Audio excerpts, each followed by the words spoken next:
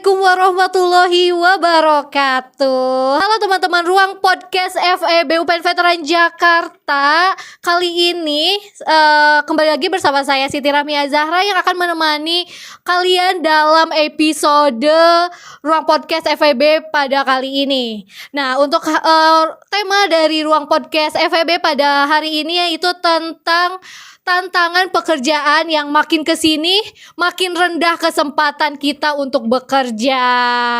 Oke, sebelum kita memulai, angka baiknya kita memperkenalkan dua narasumber hebat kita pada hari ini, yaitu halo, mungkin Bang boleh kenalin dulu nih ke teman-teman Ruang Podcast siapa namanya dan dari prodi apa serta angkatan berapa? Perkenalkan, nama saya Reza Rehan Narawangsa dari S1 Ekonomi Pembangunan angkatan tahun 2022. Yang selanjutnya nih. Oke, perkenalkan, nama saya Leonardo Sweni Putralaya dari prodi D3 Perbankan dan Keuangan angkatan 24. Oke, mungkin sebelumnya saya ingin mengucapkan terima kasih karena telah bersedia hadir di episode Ruang Podcast FEB pada hari ini. Oke, karena sudah berkenalan dan juga sesuai tema, apalagi kan mungkin makin kesini pekerjaan makin susah gitu ya, PHK di mana-mana, ekonomi global yang tidak pasti. Dari kalian berdua nih sebagai mahasiswa Fakultas Ekonomi dan Bisnis yang mungkin cukup relate mungkin dari isu-isu perekonomian, apalagi kan yang mata kuliah yang kita pelajari kan tentang pasti ekonomi lagi dan isu ekonomi lagi gitu. Oke, kalau boleh tahu nih, impian pekerjaan waktu kecil dulu dari mas-mas yang berdua ini apa sih? Karena kan mungkin sekarang makin susah, dan impiannya apa gitu yang dipengen banget? Impian ya? Iya, dari betul. saya dulu ya? Betul. Dari waktu kecil sih ya banyak pasti anak-anak yang mimpinya pengen jadi main bola, pengen jadi atlet gitu, gara-gara nonton Jadi di TV. salah jurusan nih? Enggak juga. Oh, enggak itu juga. kan waktu kecil. Oh, waktu kecil. Cuma makin kesini semenjak di SMA itu mulai kepikiran buat pengen buka usaha.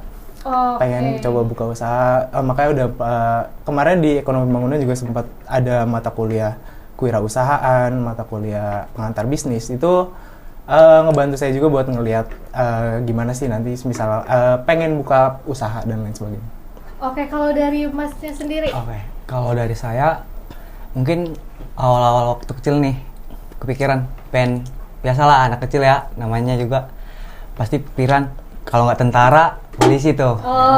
Betul. Terus seiring berjalannya waktu nggak kecapai lah, karena banyak problem yang mungkin nggak bisa buat daftar itu dari tinggi atau apapun itu. Apalagi semakin sini makin banyak yang persyaratan yang harus dipenuhi. Nah, mulai itu kelas 1 SMA mulai kepikiran, nih mau kemana lagi nih, sebentar lagi mau tamat, nggak beberapa tahun lagi mau tamat. Terus kepikiran, ya udah deh kuliah aja. Nah, ketika kuliah mau pilih jurusan apa lagi nih. Nah, ketika kuliah tuh mikir jurusan apa ya. Terus waktu saya kan ini siswa SNBP kebetulan. Oh, SNBP Iya. Siswa-siswa pintar ya. Ya begitulah. Terus pilih nih ada nih jurusan mungkin karena saya di pelosok ya, mungkin ada perbankan. Di pelosok tuh di tempat kami mungkin jarang tuh ada yang jadi sarjana di perbankan. Nah, makanya cobalah daftar nih di UPN jadi D3 Perbankan, dan puji Tuhan keterima.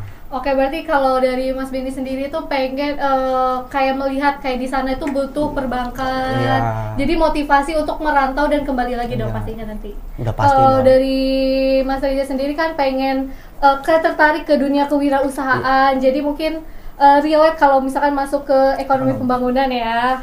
Oke, tapi kalau melihat keadaan ekonomi yang sekarang yang makin cukup mengkhawatirkan gitu ya bagi kita yang mungkin akan siap kerja, dan ekonomi politik yang makin isu makin di mana-mana, dan juga kalian masih tetap gak sih impiannya masih sama? Mungkin kayak Mas Reza sendiri yang ya udah pokoknya mau gak mau walaupun ekonomi gak stabil tetap mau jadi kewirausahaan, atau dari Mas Benny sendiri mungkin ya udah perbankan aja, kembali ke daerah asal aja. Dari saya dulu. Boleh dari Mas Benny. Mungkin bakal jadi perbankan juga karena di sana kan butuh juga SDM lah. Oh, betul. Siapa lagi kalau bukan saya yang bangun daerah saya sendiri. Betul, wah, luar biasa. Berarti memang motivasinya karena ingin berbakti ke daerah sendiri. Iya. Mungkin kalau boleh disebutin, boleh teman-teman Ruang Podcast mungkin mau tahu di mana? Kalau tahu tuh di Nias. Nias tuh pulau mana? Pulau Nias di Oh, Provinsi Pulau Nias. Sumatera Utara. Oh, Sumatera Utara. Wah, luar Iya. biasa, berantau ke Jakarta yang pasti ada gapnya, pasti banyak banget ya sih. Terlalu banyak. Terlalu banyak kan? Bukan Oke, banyak lagi. next ke Mas Reza sendiri, gimana nih? Masih tetap sama nih dengan kewirausahaannya?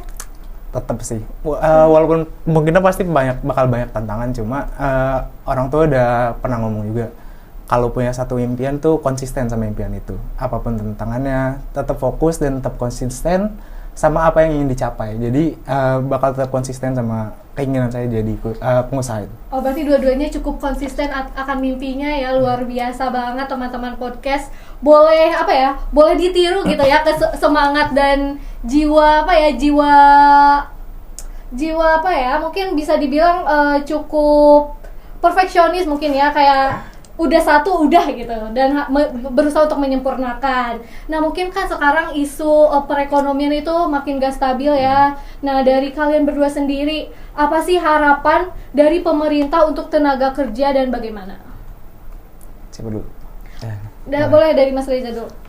Harapan ya dari pemerintah, tentu saja pasti harapannya memberikan kebijakan-kebijakan yang lebih baik, yang bisa mendorong lebih banyaknya sumber daya manusia yang bisa dimanfaatkan, terutama di Indonesia, karena Indonesia ini menurut saya banyak banget sumber daya manusia yang potensial, tetapi Betul. karena mungkin lapangan kerjanya kurang, mungkin karena ada hal-hal yang menghalangi mereka untuk memanfaatkan potensi yang ada di diri mereka, jadi itu agak terhambat. Jadi harapan saya ada kebijakan-kebijakan yang bisa membantu sumber daya manusia di Indonesia ini untuk mendapatkan pekerjaan lebih mudah nanti. Oke, mungkin ada beasiswa dipermudah mungkin Beasiswa, ya, dan juga ya. pelatihan, sertifikasi. Kalau dari Mas Benny sendiri? Mungkin harapan saya ke pemerintah tuh buatlah sama kayak Mas Reza, buatlah kebijakan yang mendukung masyarakat, sama bukalah lowongan kerja lah yang lumayan banyak lah, karena kita tahu Indonesia banyaklah sumber daya yang bisa digali kalau potensinya ya. diolah seperti emas, perak dan lain sebagainya lah. Nah, ketika itu bisa diolah, maka perekonomian di Indonesia bakal maju dan stabil lagi. Betul. Oke, mungkin kembali ke topik tenaga kerja kita sebagai mahasiswa nih kan, pasti ada kan mimpi-mimpi. Dan tapi kan salah satu kampus itu kan salah satu dari UPN ini kan mewajibkan mahasiswa untuk magang. Nah, menurut kalian berdua gimana sih dengan program MSIB ini yang dihapus dan gak dilanjutin? Dari Mas Benny sendiri tanggapannya gimana? Mungkin dari tanggapan saya sendiri, karena apa ya, kalau dihapus tuh mungkin nggak berpihak lah ke mahasiswa, karena mahasiswa kan di UPN lumayan banyak nih. Betul. Mahasiswa UPN juga butuh nih beasiswa dan tempat-tempat magang yang lainnya. Mungkin kedepannya dikembaliin lah buat MSIB-nya, biar mahasiswa-mahasiswa lain di UPN mudah lah buat nyari-nyari magang dan lowongan pekerjaan. Betul. Kalau dari Mas Reza sendiri gimana nih? Setuju banget soal MSIB dibalikin, karena berkaca dari teman-teman dari angkatan 22 EP juga ada yang masuk di MSIB kan, dan dengar dari mereka tuh pengalaman dari MSIB gimana, pengalaman bekerja. Mereka benar-benar ya, nggak cuma MSIB, semua magang baik MSIB maupun mandiri itu memberikan banyak pengalaman baru, apalagi buat mahasiswa kan. Banyak juga dari kita tuh yang pertama kali magang pas program ini berjalan ya. Dan MSIB itu sangat potensial banget buat membangun karakter-karakter yang baik dari mahasiswa, karena ketika kita ditaruh di perusahaan pasti awalnya takut-takut dong, pas takut-takut, ragu untuk melakukan sesuatu. Cuma kita dibimbing terus sama mentor, kita diajarin, lama-lama kita terbiasa dengan